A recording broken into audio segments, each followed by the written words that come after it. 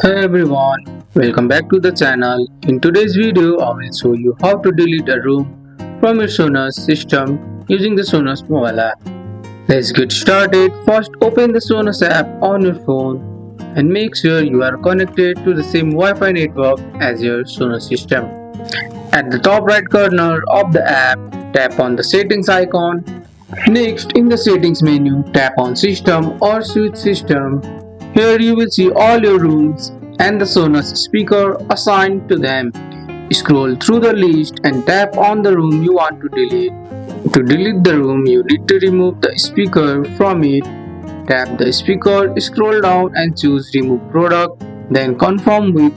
Once all speakers are removed from that room, the room will automatically disappear from your system. Go back to the main system page.